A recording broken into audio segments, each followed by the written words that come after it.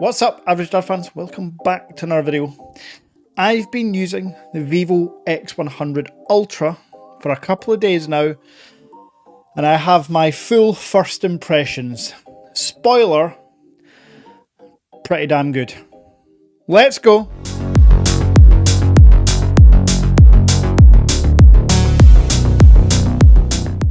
So in this video, I am going to give you my first impressions after 48 hours. That's my impressions of the unboxing, the feel, the look, the design, the functions, the camera, the display, the battery, the speakers, as much as I can cram into the next 10 or 12 minutes.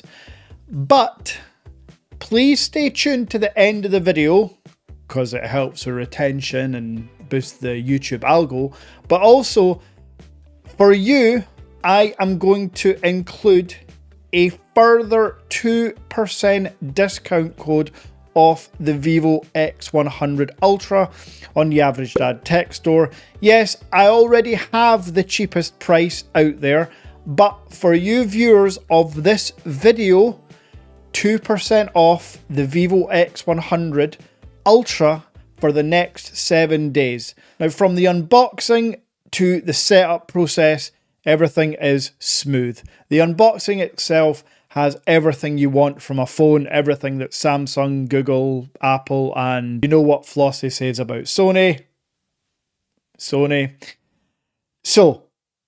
in the box, 80-watt charger, USB-C cable, silicone case, SIM ejection tool. That's all I'm asking for. I don't want a limited edition Z60 Dragon every time. I just want my phone to be protected and to be able to charge the device. That's all I'm looking for. So Vivo, tick. Now, setup process. As we all know, if you don't know, you should know, this is a Chinese ROM device. However, don't let that pull you off. The main differences between Chinese ROM devices is you cannot connect to Android Auto. However, with an external adapter, and I will link that adapter in the description because people are asking, with that adapter, you can get wireless Android Auto from a Chinese ROM. Also, smartwatch compatibility. While Wear OS 4 and newer watches will not connect yet, there is a workaround for Samsung Galaxy watches of all years. Even the latest and greatest Samsung Galaxy watch will connect. I will do a video of that in the next couple of days. I've been waiting for a week or so to make sure that the workaround is stable. The watch gets updates, notifications come through, all the health tracking, everything works. And I'm pleased to say everything seems to be working fine. So I will post that video in a couple of days. So now that we've got over the two real drawbacks of a Chinese ROM, let's put the Chinese ROM element to the side and talk about the actual software. Origin OS is the Android skin on here. It's Android 14. And Origin OS has now moved to number 2 on my list of favourite Android skins, just behind Samsung's One UI. I love the widgets. I love the snappiness, the animations. It's little things like moving from one screen to the other. You get to choose like 10 different transitions. It's the customization of the styles, the wallpapers. And it's not just about the customization element. Included in the software, which is still kind of hardware as well, but I want to talk about it in this section, is the biometrics. Getting into the device with your face is instant every time. Fingerprints, just a gentle tap of either thumb or whatever finger you've registered, every time without fail it works. Unlike on most other flagship devices, particularly from Samsung or Google, you have to get your fingerprint just right. So biometrics, unbelievable. Software customization, fantastic. So my first impressions of them are very good. So we've unboxed it. We've set up. The Google Play Store is in the native Vivo App Store. There's no APKs or anything you need to do workaround wise. You've then used the software a bit. Now you want to get a bit deeper into the phone itself. Well, before we talk about the cameras, the speakers and the display, I do just want to touch on the overall design. I have the Vivo X100 Pro as my daily driver. Now I've actually got a case in it just now, which is rare for me. I normally don't rock cases, but the back of this phone is frosted, which adds the slightest bit extra grip. The back of the Ultra is completely smooth, like really, really slippery. Now, while I love the design, look at that massive camera bump. I can see some people having issues if they don't put a case on it. So please, don't follow my lead. Put the included case on this device straight away. And if you want to buy an R1 from Amazon, you can do so. And while I'm talking about the feel of the X100 Ultra, the only thing that comes close to the smoothness and, I don't know, it almost feels ceramic, which is why I've brought this out.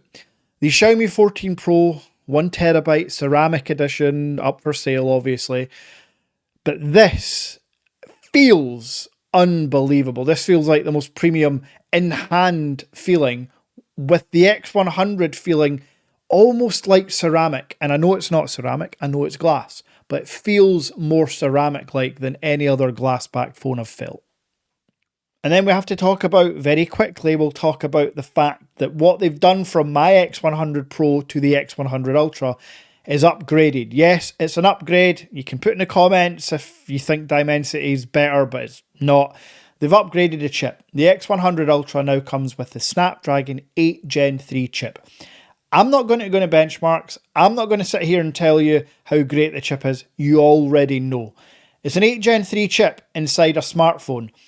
I still get so many comments saying, yeah, but what's the Geekbench scores and how's heat and how's all this? Folks, all flagship smartphones with the 8 Gen 3 are going to be within about 1% of each other. There's only so much heat dissipation you can get in a smartphone that is 8 or 9 millimeters thick. The chip is optimized. The chip is fantastic. No issues with performance. Here's my typical Asphalt 9 playing. I am useless at mobile gaming. For me, where I want the performance is more on the efficiency side. I like long battery life, which this massive 5,500 milliamp hour battery gives you. And I like all of the AI and post-processing and all the features that Snapdragon 8 Gen 3 chip brings with it.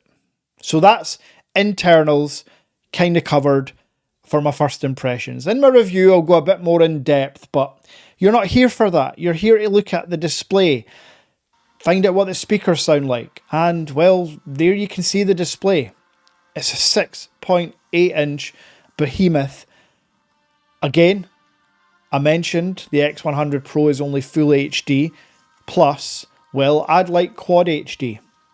Thank you, Vivo. The Ultra has a Quad HD plus resolution screen, and while I say all the time that you can barely notice it to the naked eye, I think I notice that Quad HD, which I have locked on all the time. Same with 120Hz, locked on all the time on every device I own.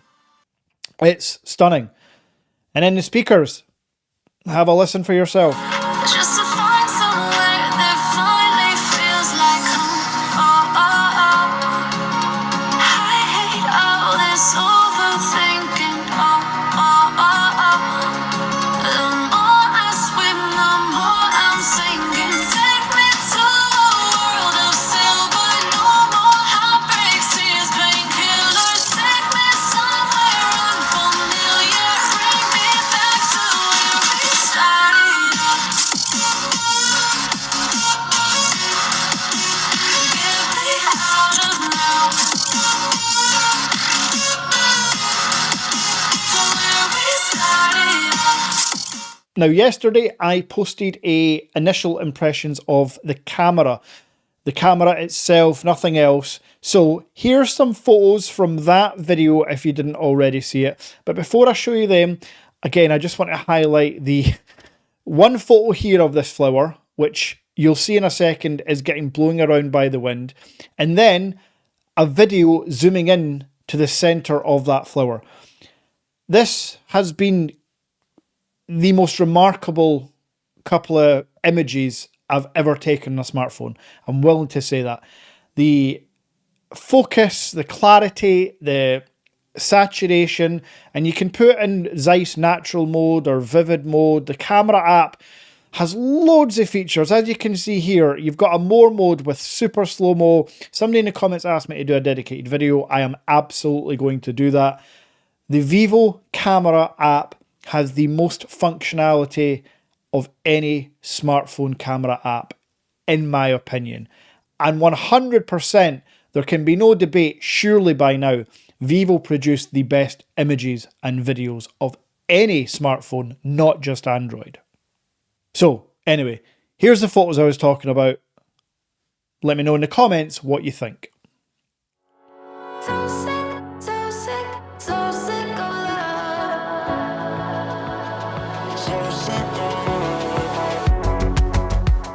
I'm tired of always see the better in people or the things that matter. But I never could have thought the dagger in my bag, it was you. In the echoes of your lies, dear. Can you hear me harmonize every word that comes out? It almost got the best of me. But now I've gotten so sick, so sick, so sick of love. So sick, so sick, so sick of love. So sick, so sick, so sick of love. So sick of love.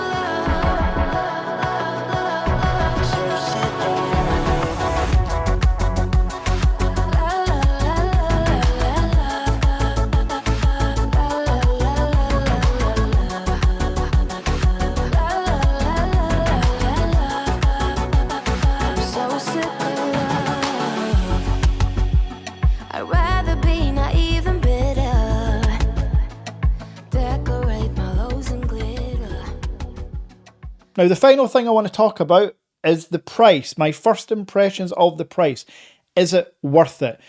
And if you've got to this point of the video, you have already missed the 2% off discount code at the Average Dad Tech Store. So price-wise, as you can see here, I have the 12 gigabytes of RAM with 256 gigabytes of storage, all the way up to the 16/1 terabyte storage, ranging from just under £900 all the way up to over £1,000. Is this worth it?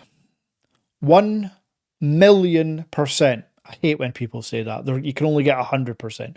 100% it's worth it. You can get yourself for £979 the half terabyte of storage and 16 gigabytes of RAM.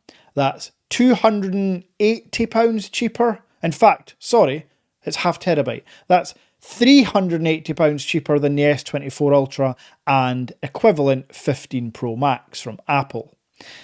So yes, it's more than worth it. So, I'll be back soon with a first impressions video of the Huawei Pura 70 Ultra. That's a mouthful. I've been using it for a couple of days and yeah, there's a bit of a theme here. I realise I seem to be positive about most things in my videos. But folks, I'm reviewing the latest and greatest flagship phones from these manufacturers. All the efforts go into these phones. And in 2024, I don't remember there being a dud flagship phone. So it's only going to be positive. Same with the Huawei. But we'll talk about that soon. Until next time,